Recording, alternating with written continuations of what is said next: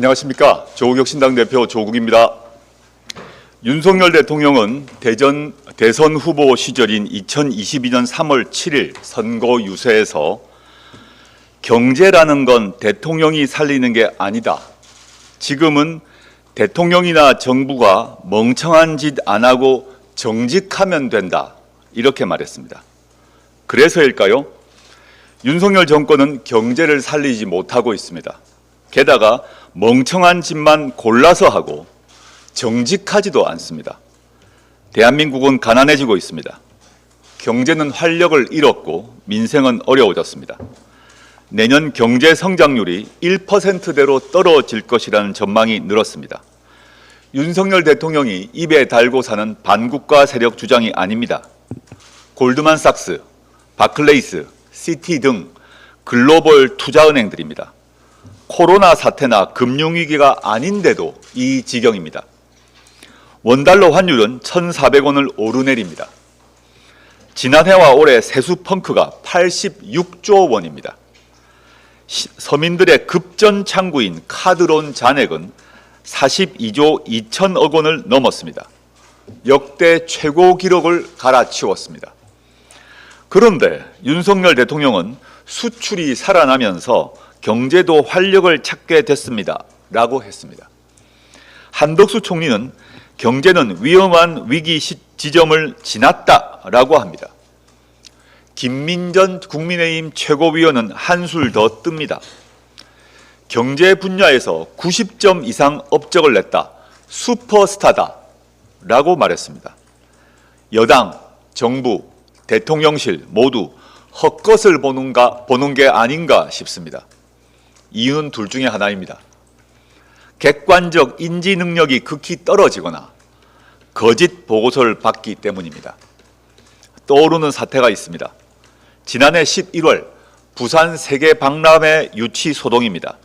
외교부는 1차 투표에서 경쟁국 사우디아라비아와 접전 예상, 2차 투표에선 한국이 과반 득표로 유치 성공이라는 판세 분석 보고서를 만들었습니다.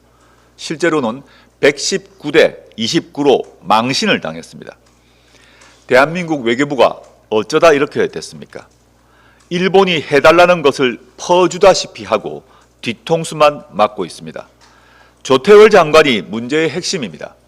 그는 외교부 2차관으로 근무하던 2015년 일본 구남도의 세계문화유산 등재에 동의해줬습니다.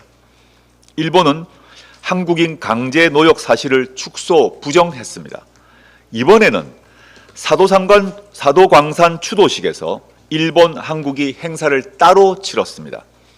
일본은 강제 노역은 도외시하고 세계문화유산 등재 축하만 했습니다.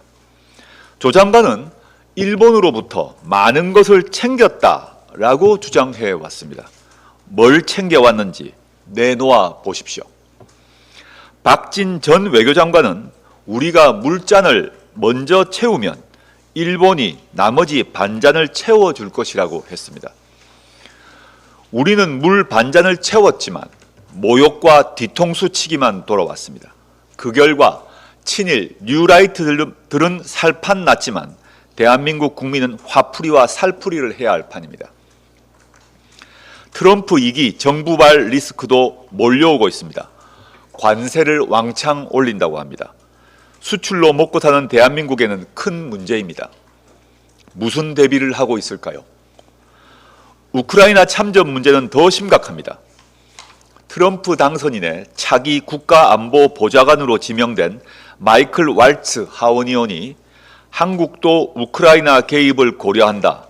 트럼프 당선인은 이 분쟁을 끝내야 할 필요성에 대해 매우 명확하게 말해왔다. 라고 콕 집어 한국 정부에 경고를 했습니다.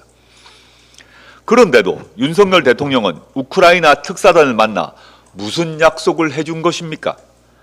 국방부 장차관은 러시아를 압박만 하는데 트럼프 대통령 취임 이후를 준비는 하는 것입니까? 이들도 인지 부조화인지 거짓 보고를 받는 것인지 알 수가 없습니다. 하기야 정부와 대통령실의 관심은 오로지 두 가지에만 몰려 있습니다. 하나는 윤석열, 김건희 부부 방탄입니다. 다른 하나는 야당과 전 정부를 대상으로 하는 사정입니다. 그러나 국민의 어려운 사정에 눈길이야 주겠습니까? 문득 궁금한 게 있습니다. 이런 보고서는 대통령에게만 올리고 있는지요? 아니면 언론 보도처럼 한부를 더 만들어 김건희 씨에게도 올립니까? 기왕 두 부를 만들고 있다면 실질적 1인자인 김건희 씨에게는 제대로 된 보고서를 올려주십시오. 그래야 대한민국 후퇴 속도를 줄일 수 있지 않을까요? 이런 이야기까지 해야 하니 참담합니다. 집권 여당 국민의힘은 태평성대인 것 같습니다. 최대 관심사가 당원 게시판 문제입니다. 한동훈 대표와 가족이 윤석열 대통령과 김건희 씨를 비난하는 댓글을 올렸느냐를 놓고 옥신각신합니다. 국민 보기에, 지지자 보기에 부끄럽지 않을까요? 국민의힘 앞에는 두 가지 선택이 있습니다. 과거 여당들은 이 정도 되면 대통령 탈당을 요구하고 거국 내각을 하라고 촉구했습니다. 당내 쇄신 요구가 분출했습니다. 다음 선거에는 패배하겠지만 그 이유를 도모했습니다. 물론 박근혜 대통령 탄핵 트라우마에 시달리겠지만 국민의힘이 제대로 된 보수당으로 살아남으려면 탄핵의 강을 넘어야 할 것입니다. 아니면 윤석열, 김건희 공동정권, 검찰 독재 정권과 함께 몰락할 것입니다. 그렇게 되면 대한민국 보수를 괴멸시킨 정당으로 역사에 각인될 것입니다. 감사합니다.